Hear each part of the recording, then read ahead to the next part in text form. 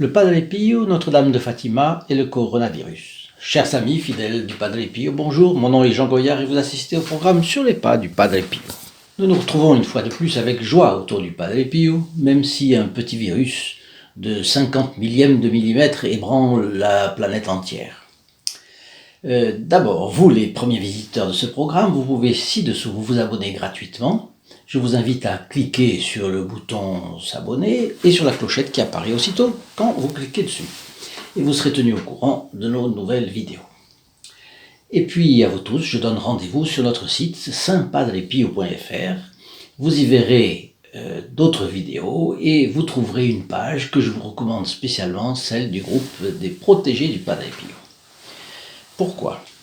Les membres de ce groupe se sont unis pour rendre possible ce programme et assurer le développement de l'apostolat du Padre Pio. Je suis sûr que cela vous plaira, et parce que, tout simplement, ces membres transforment régulièrement leur clic en prière montant vers le Padre Pio. Ils partagent, ils likent, ils font connaître cet apostolat par Internet, et finalement, ils arrivent à faire la propulsion, une véritable propulsion de cet apostolat.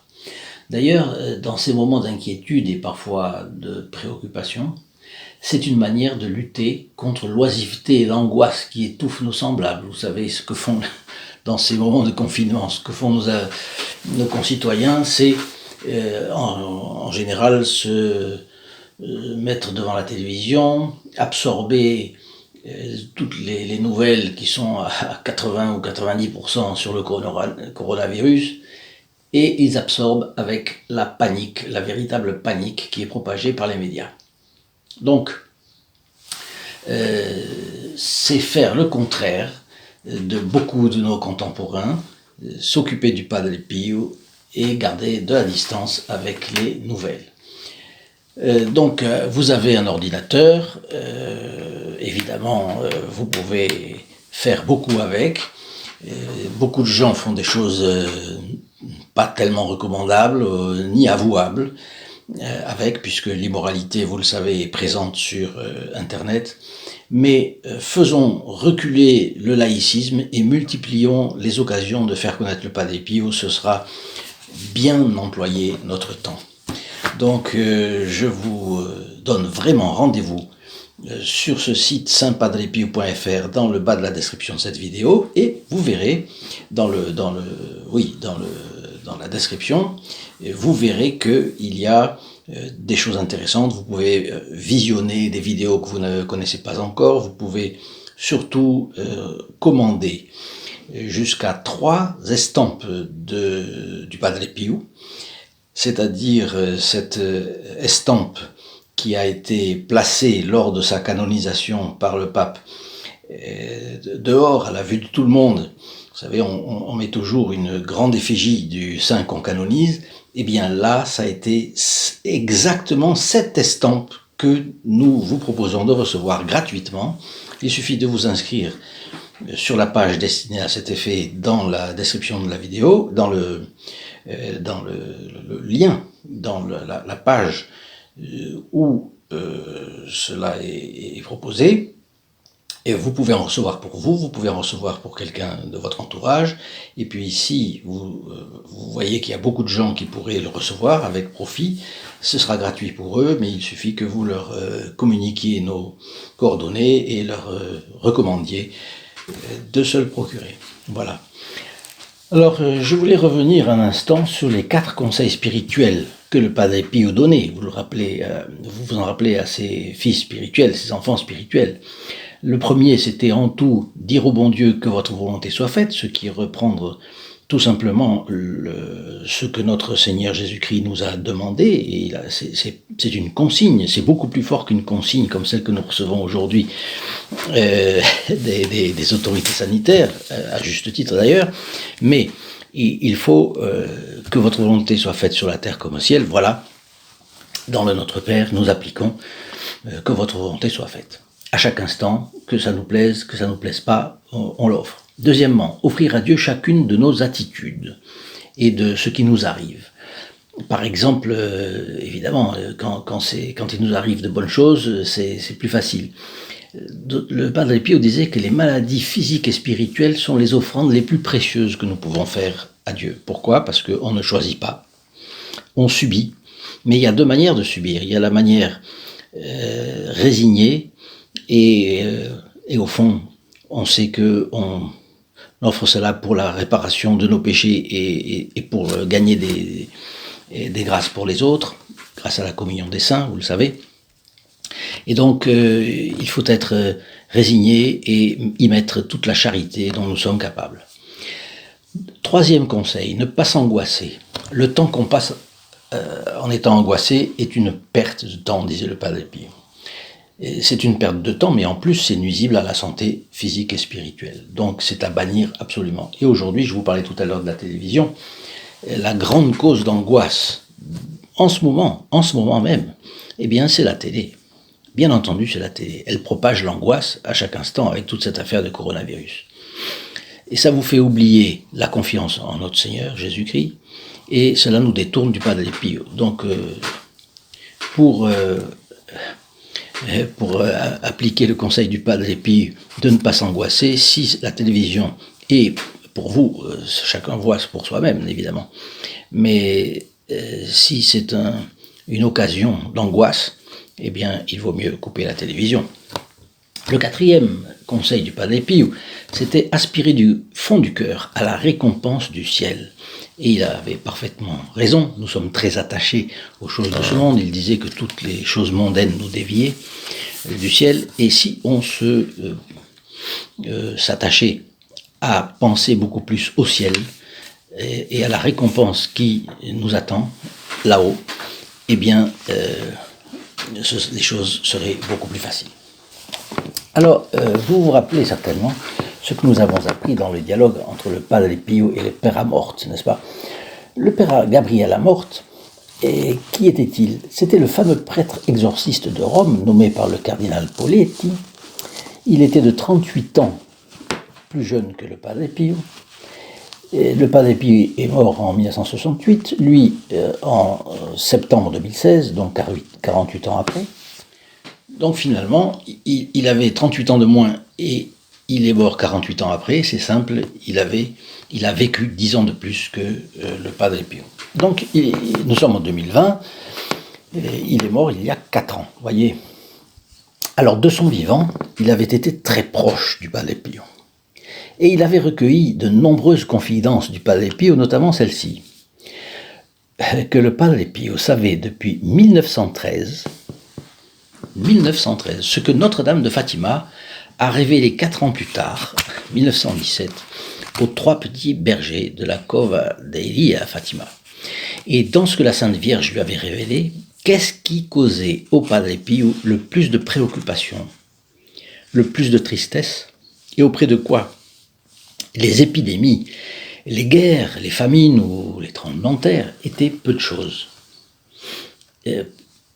Ce qui le faisait pleurer, c'était les mauvais comportements des fils de prédilection de l'Église, c'est-à-dire les prêtres. Vous vous rappelez qu'il avait eu une apparition ou une vision de notre Seigneur Jésus-Christ flagellé et qui détournait le regard de malheureusement c'est certains ecclésiastiques et qui ne se comportaient pas comme il fallait, c'est-à-dire qui au fond abandonnaient le ministère ou abandonnaient le soin des âmes, bref. Alors, lorsque à Fatima, Notre-Dame a parlé d'une série de fléaux pour l'humanité pécheresse qui serait suivie d'une conversion générale et d'une restauration consécutive de la civilisation chrétienne, beaucoup ont ignoré ces paroles. Pourquoi ? Eh bien, parce qu'ils voulaient croire que ce monde durerait toujours, finalement. On allait profiter de la vie sans être jamais dérangé. La crise provoquée par le coronavirus, maintenant, nous apprend que les choses peuvent changer rapidement même. Nous ne pouvons plus rien prendre pour acquis. Cet état de fait était en réalité précaire. Tout peut disparaître. Dieu seul reste, évidemment. Mais on est étonné par l'attitude en Italie d'une grande partie de la hiérarchie ecclésiastique. Vous vous rappelez peut-être que l'Italie a été frappée si durement par l'épidémie du coronavirus parce qu'elle avait de très grands contacts avec la Chine. D'un côté, il y avait les fameux pourparlers entre le Vatican et l'Église patriotique chinoise soumise au Parti communiste. Et il y avait eu dans la structure ecclésiastique beaucoup de gens qui avaient dit que non, que la Chine c'était bien, c'était parfait, on s'ouvrait, elle s'ouvrait, et que le Parti communiste n'était pas ce qu'on croyait, bref. En réalité, il y avait donc cela de ce côté. De l'autre côté, il y avait un échange économique à très grande échelle entre l'Italie et la Chine. De telle sorte que lorsqu'il y a eu l'affaire chinoise du coronavirus, les Italiens ont fait exprès vraiment d'ouvrir les frontières, de ne pas, sous prétexte de non-discrimination. Vous avez même eu une autorité grande en Italie qui est allé à l'aéroport, qui a embrassé un Chinois célèbre qui était venu, bref. Bon, le résultat, c'est que le coronavirus s'est développé comme une traînée de poudre en Italie. Alors, qu'est-ce qui s'est passé? Le gouvernement a donné des ordres de confinement, vous le savez, et confinement total, fermeture des églises, tout. Et en Italie, l'Église est unie à l'État.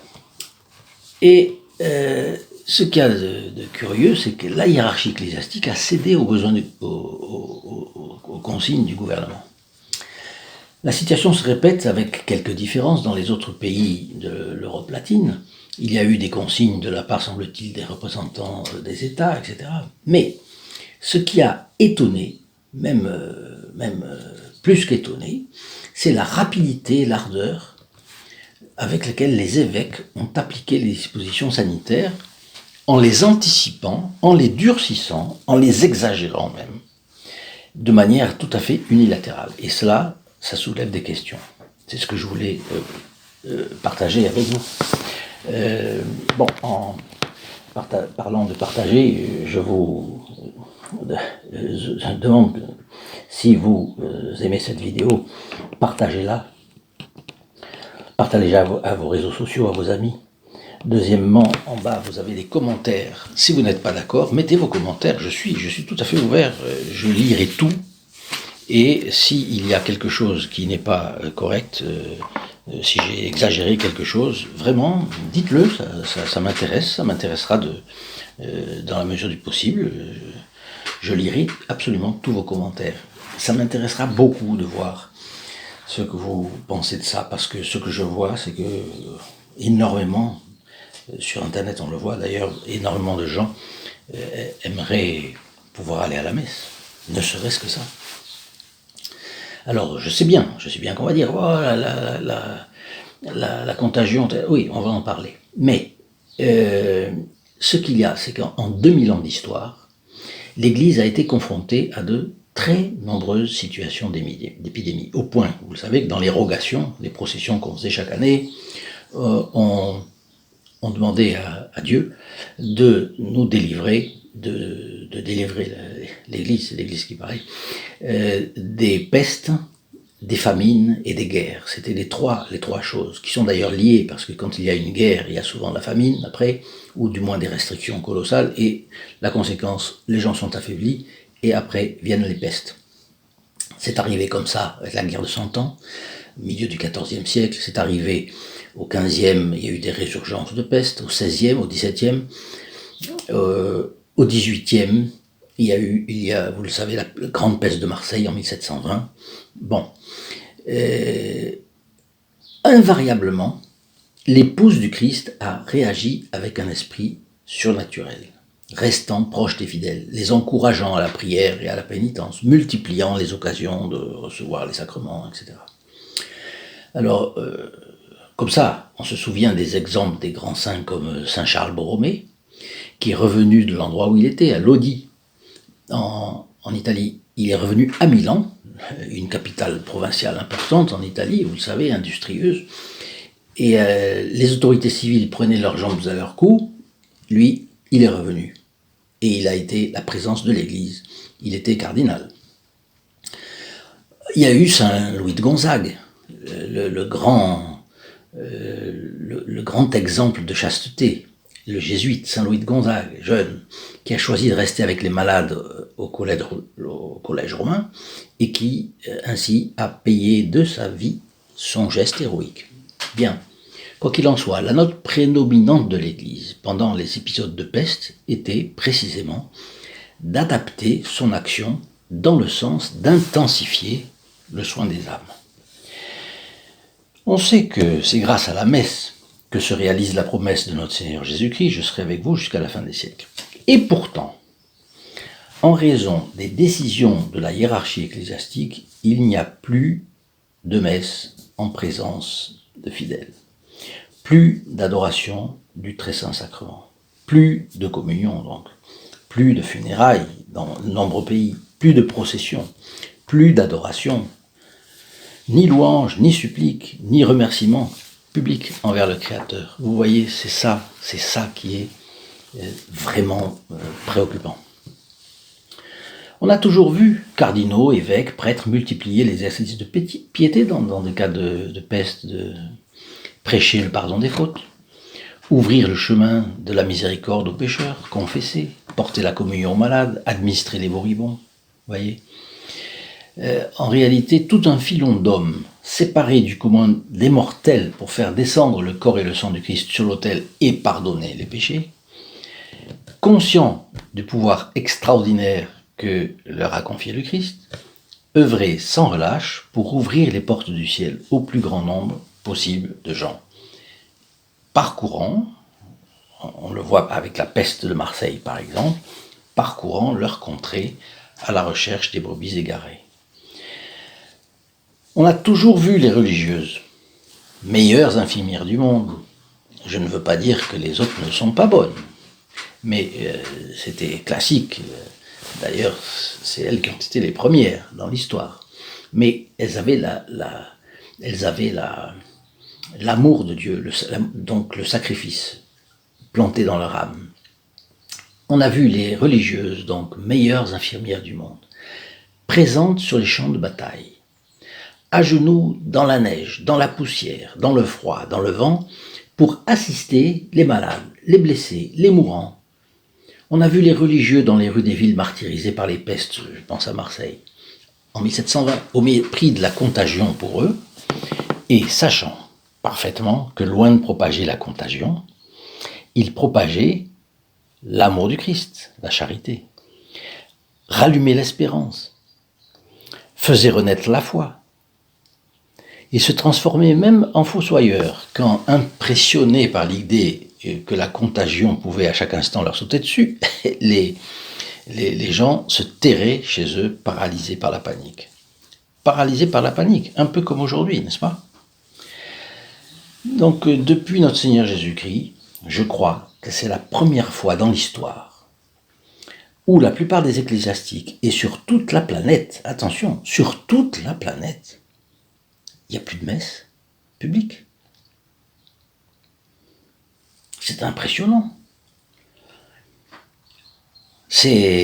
Alors je sais qu'il y a certaines exceptions, par exemple, dans certains diocèses italiens, les évêques ont écouté la clameur qui venait des fidèles, et donc ils ont reculé, ils ont permis à des curés de paroisse de reprendre le service du bon Dieu. Donc, ils ont réouvert les églises, par exemple.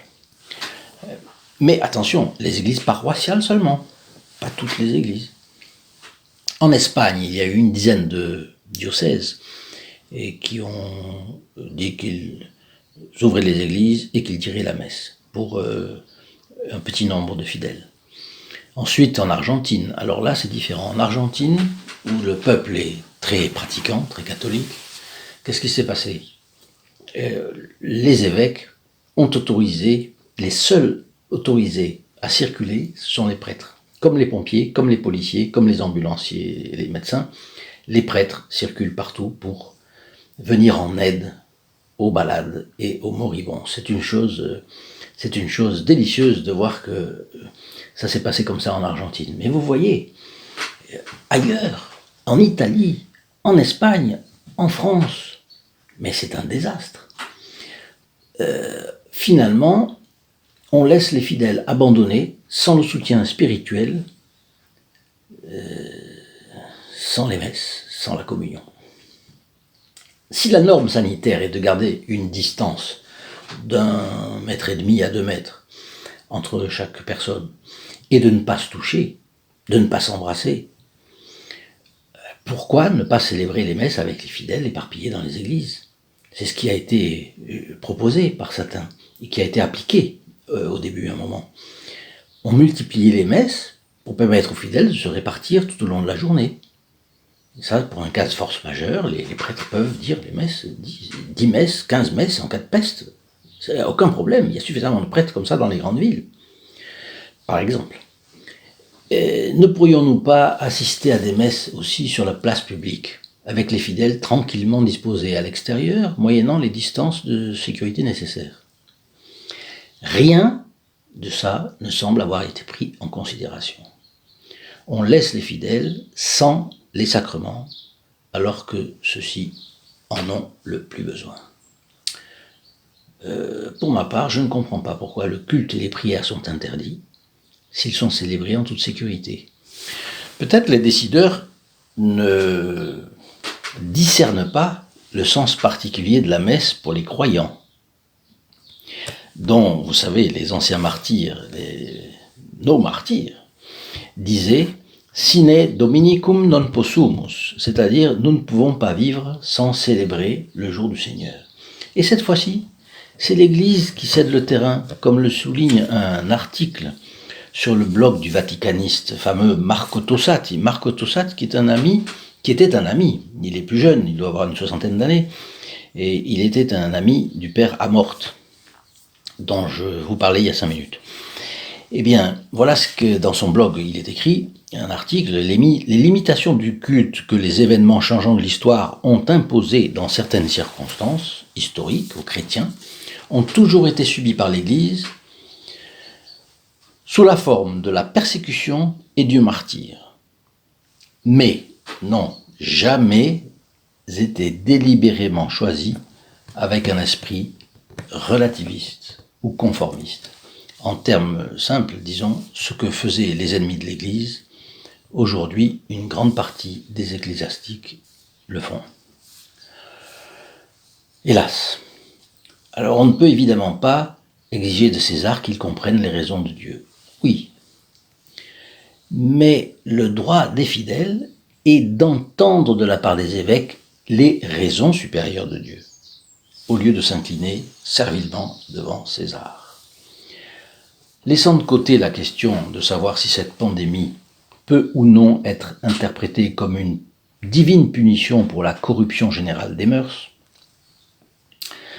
voilà que le coronavirus serait une excellente occasion de prêcher, d'autant plus que nous sommes dans la période du carême et que notre attention est appelée à se recentrer sur la souffrance, terrible mais rédemptrice, de notre Seigneur Jésus-Christ. Il est clair que l'épidémie a ébranlé de nombreuses consciences, généralement aplaties devant le désir de profiter de la vie, et les ouvre à des considérations élevées, ce qui offre de nouvelles opportunités pour l'intervention purificatrice de la grâce divine. Et, ici aussi, le silence de la hiérarchie a quelque chose de tragique. Je ne veux pas juger les intentions, et en plus de ça, elles diffèrent beaucoup de l'un à l'autre. Mais il est difficile de ne pas voir là-dedans un manque inquiétant d'esprit surnaturel, n'est-ce pas? Combien d'ecclésiastiques sont silencieux quand ils devraient parler aujourd'hui? Aujourd'hui, les pécheurs, malades ou pas, sont laissés seuls, sans sacrement, sans pouvoir espérer l'absolution salvatrice de leurs péchés les plus graves, sans la possibilité de recevoir ce corps que notre Seigneur Jésus-Christ a livré à la crucifixion, justement pour cela, pour les sauver de l'enfer. Ah, est-ce trop d'évoquer l'enfer? Certains penseront cela, évidemment. Si je disais cela à certains journalistes, aux médias en général, ils diraient « Ah, voilà les catholiques qui jouent sur la peur ». Eh bien, non. Qui joue sur la peur aujourd'hui, sinon les médias? Évidemment. Alors, vous avez dans les maisons de retraite, les gens écoutent les chaînes en continu, CNN, BFM TV, LCI, etc. Et qu'est-ce qu'on leur ressasse à chaque instant? L'histoire du coronavirus. Maintenant, depuis quelques jours, dans les EHPAD, dans les maisons de retraite, donc, voilà le coronavirus, c'est terrible, on ne dit pas quels sont les morts, blablabla.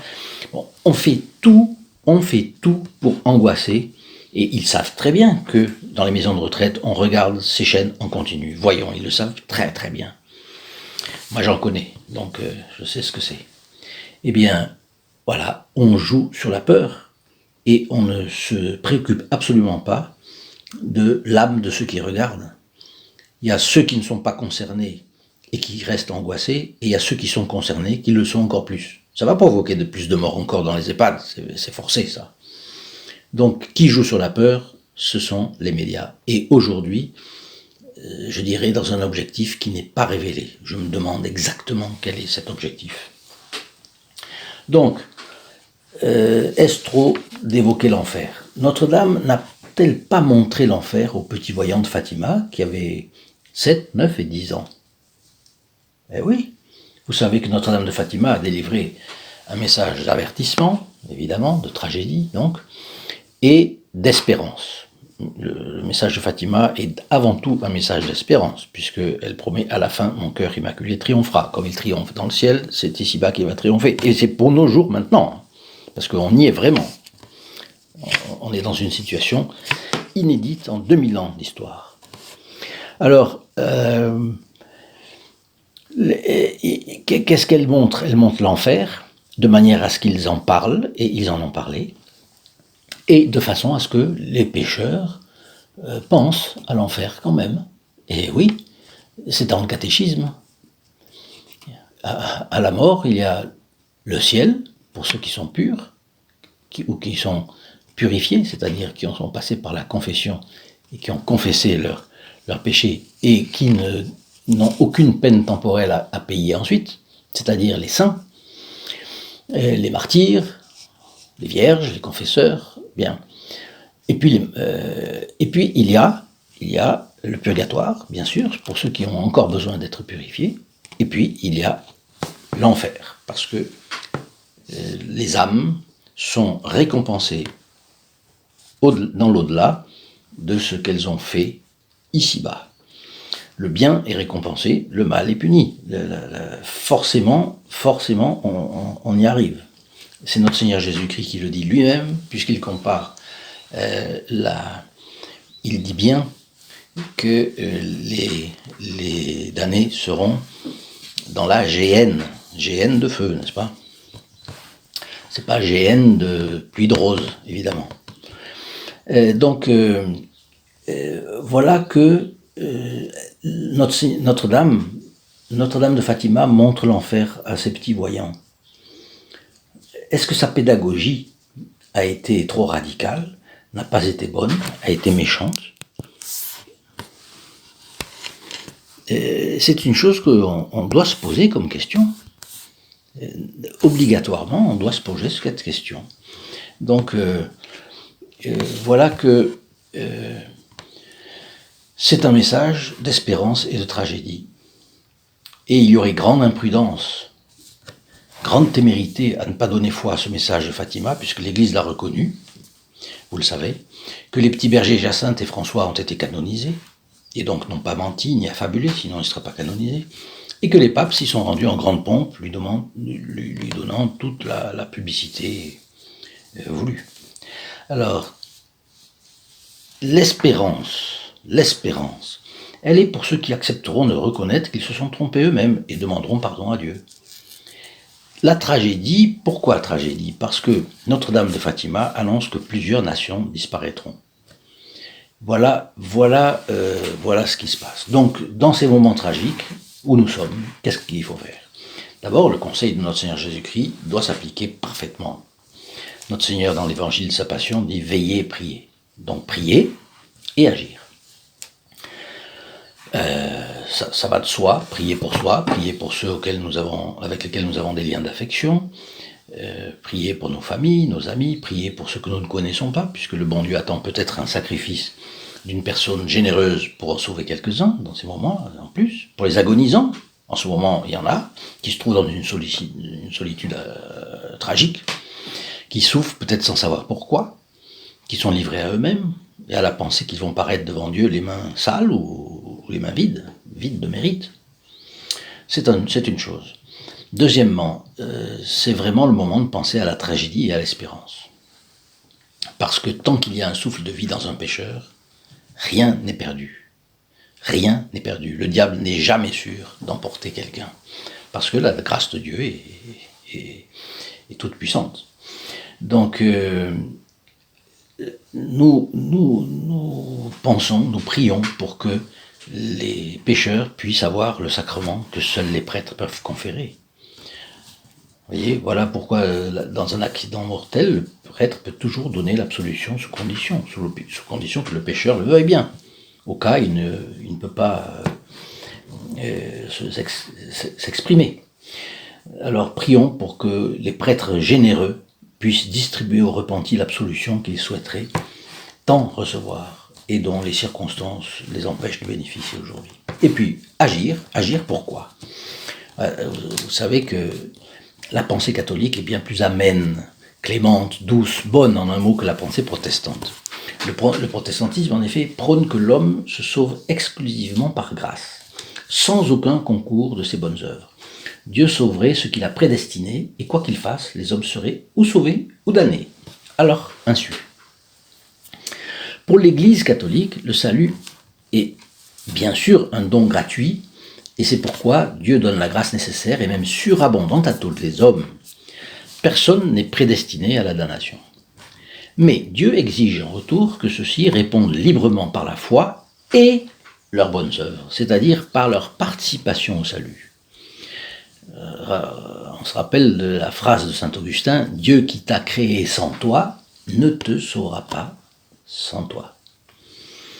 Donc, dans ces moments de confinement, nous avons une énorme responsabilité. D'un côté, bien sûr, appliquer les normes sanitaires pour éviter d'ajouter des négligences à la contagion, c'est-à-dire la charité pour soi-même, on dit charité bien ordonnée commence par soi-même, bien charité pour le prochain, hein, ça c'est indispensable, donc rester appliquer les conseils sanitaires qui nous sont donnés. Mais il y a une autre chose. Nous avons une responsabilité aussi dans le fait que nous avons, confinés comme nous sommes, une énorme possibilité. Répandre la dévotion au Padre Pio. Sa vie est remplie d'interventions de notre Seigneur. Sa vie nous apprend aux hommes à bien se comporter. Il est un thaumaturge, c'est-à-dire que tout le monde reconnaît qu'il a des capacités, son intercession, sa prière a des capacités de produire les miracles. Eh bien, allons-y, faisons la propagande de sa dévotion, et c'est la raison pour laquelle je vous demande d'apporter votre like à cette vidéo, à ce podcast, comme on dit en réalité, puisqu'aujourd'hui j'ai préféré faire un podcast. Deuxièmement, après le like, partagez cette bande, cette communication, partagez-la. Ensuite, rendez-vous sur notre site saintpadrepio.fr qui est dans la description de cette communication. Vous avez là 3 possibilités. La première est cumulative d'ailleurs. La première, c'est de vous inscrire pour recevoir ces estampes gratuitement, les estampes du Padre Pio, la photographie, la belle photographie qui a présidé à sa canonisation. Vous pouvez en avoir jusqu'à 3. Au-delà de 3, il faut que vous communiquiez notre adresse pour que les gens puissent la commander eux-mêmes gratuitement. Donc nous allons mettre l'effigie du Padre Pio dans le maximum de foyers. Bon. Ensuite, vous avez un groupe qui s'appelle le groupe des protégés du Padre Pio. C'est ce groupe qui nous permet de distribuer gratuitement ces photographies du Padre Pio. Donc là, vous pouvez vraiment faire partie de ce groupe. Ce groupe, ce sont des personnes qui prient les unes pour les autres. Quand quelqu'un a des difficultés, eh bien, il concentre la prière de tous. C'est vraiment une chose magnifique. Ils ont chaque vendredi, chaque vendredi, ils ont une messe. Ils bénéficient des grâces d'une messe qui est réservée pour eux dans le cadre de notre programme. Ensuite, ils ont la possibilité de nous aider régulièrement, et ils nous aident, de fait, régulièrement. Vous verrez, je vous donne rendez-vous sur cette page, je pense qu'elle vous plaira. Et puis, vous avez, bien entendu, un endroit dans le bas de la description, tout à fait en bas de cette communication, vous avez la possibilité de laisser vos commentaires. Et cela m'intéresserait beaucoup de les connaître. Voilà. Je crois que je vous ai tout dit pour aujourd'hui. Je vous souhaite une bonne journée et je vous souhaite avant tout la bénédiction du Padre Pio, son aide, son intercession et sa présence dans votre foyer. Voilà. À très bientôt. Au revoir. In nome del Padre, del Figliolo e dello Spirito Santo, e così sia. Sia lodato Gesù e Maria, e